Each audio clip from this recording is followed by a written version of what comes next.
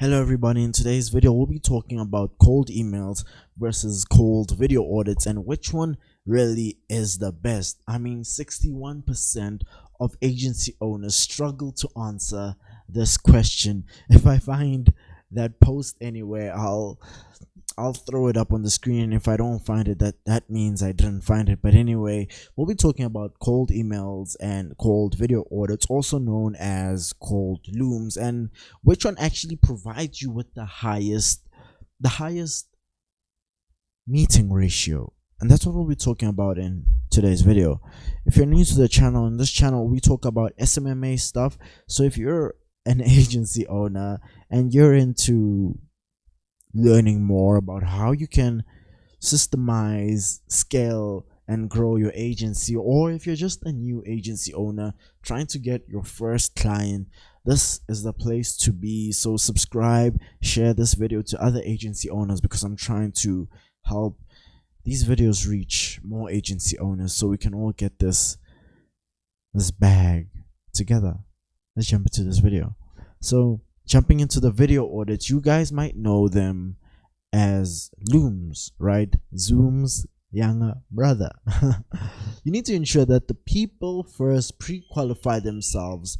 Don't go sending looms to people who don't even want looms. And oh my gosh, I can't emphasize this enough. It takes about 15 to 30 minutes to create one single loom, and you want to reach out to 100 different people in one day. That in its own is simply impossible to do. That would require a lot of hours, right? So basically, when I say you want to ensure that these people pre-qualify themselves, what I'm basically saying is, normally I'll tell you what I do. Oh, it's right here. So for cold looms, only send one to them if the client asks for one, or if they open your email more than 4 times to read it, right? So for me, example, I use Mail Tracker, but my CRM, which is HubSpot, also tells me when a prospect or potential client opens my email, right? And they'll show me I only create a loom for a client who's opened my email 4 to 5, 6, 7 times, right? Because then once they've opened and read my email like 4 times in a row, that means that they want to consider it, but they just need that little push to like actually go ahead and take the action and book in their free demo call or audit call, whatever you want to call it. But that's the only time I would consider making a loom for a potential client, right? Most of the time I would suggest you mainly focus on personalized emails, right? And I created a video on email structure, which I think I'll link right here. But basically, you can take that structure, right?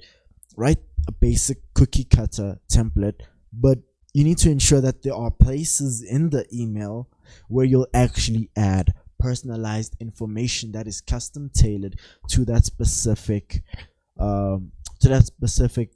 potential client, right?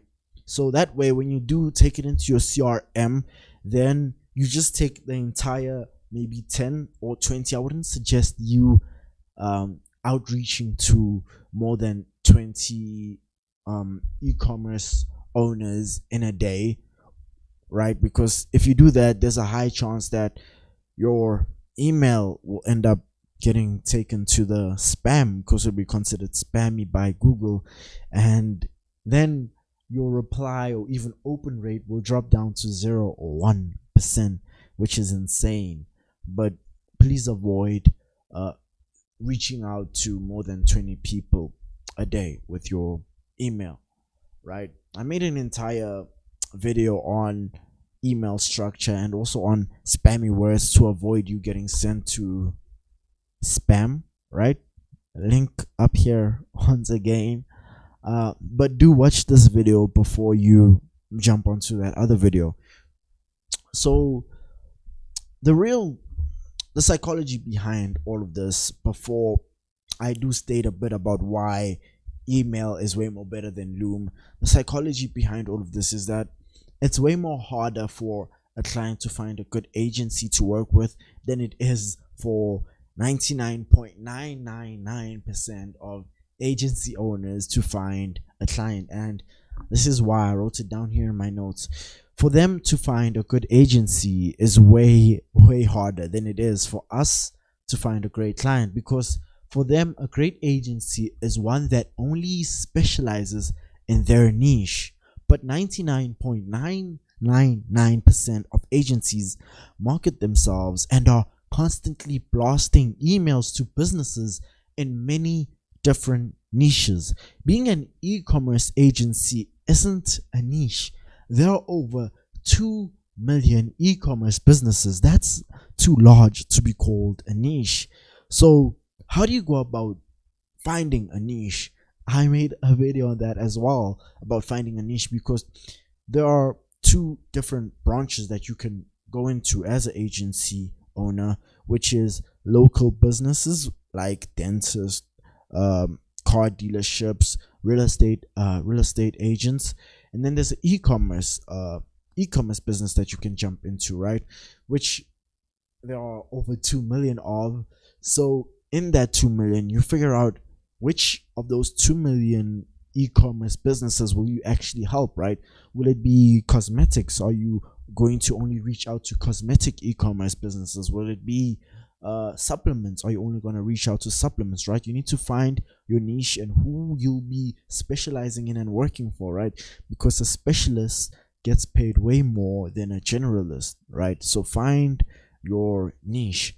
And for your email, to go about shortening, let's say you want to shorten this amount of time from 7 minutes to maybe, let's say, about 5 or 10 minutes, about 5 or 2 minutes, right? What I'd suggest you do is build a good solid flow that can be slightly personalized. Don't type it in manually, email by email, because typing it manually, email by email, it'll become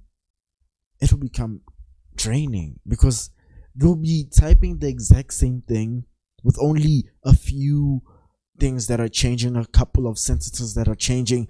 Then you have to do it for like 10 people a day, maybe even 20 people a day, which is incredibly tiring. So what I'd suggest you do, like, let me go ahead and like type it in, right? So let's say this is our, like, this entire thing is our basic email. What I'd suggest you do is just do something like this here.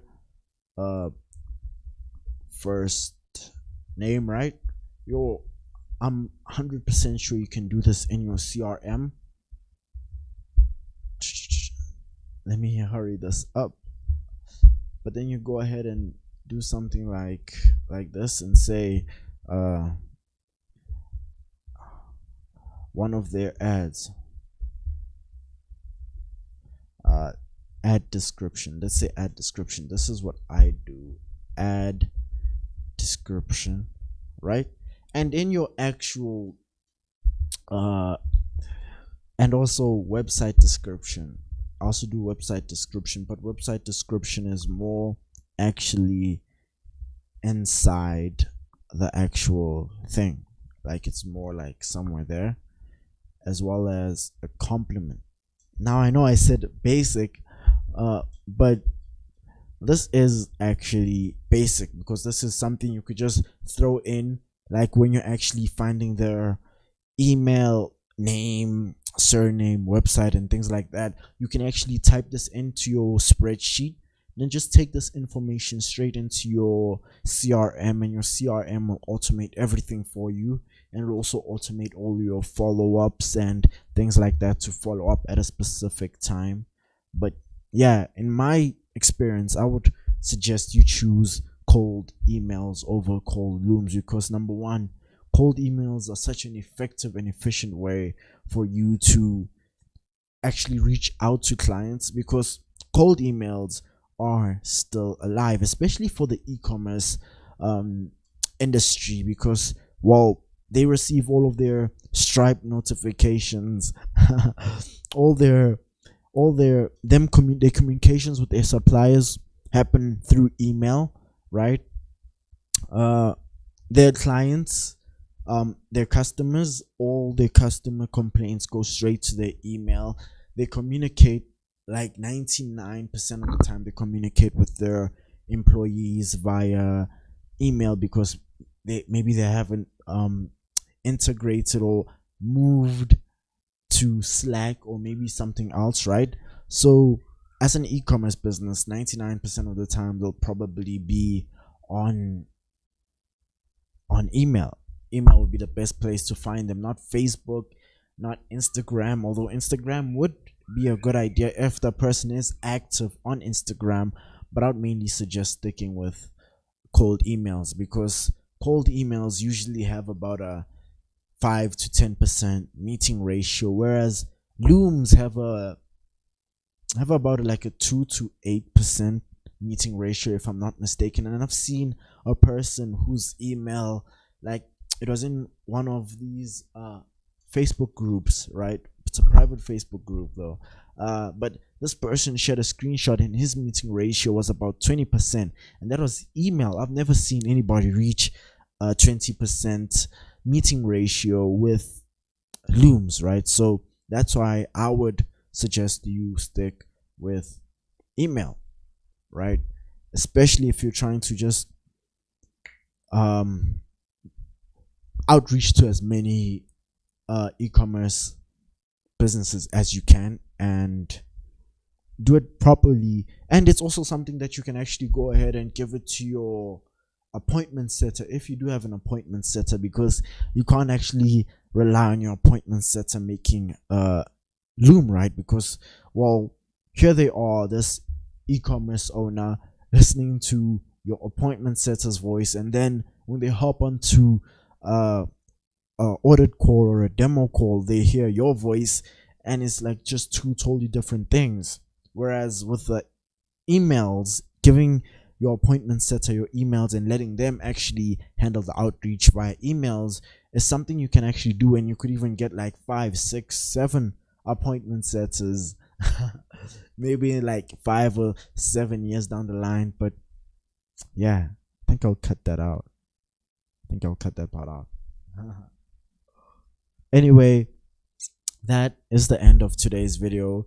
If you found any value in this video, then hit the like button, comment down something below if you have any question, like anything, right? If you just want to give some positive comments, some positive vibes to everybody, you can do it in the comment section. I reply to every single comment. If you have a question, right?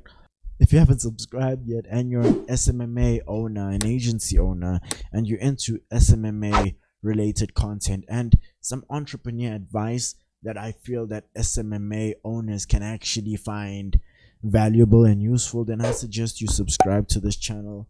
Till I see you guys again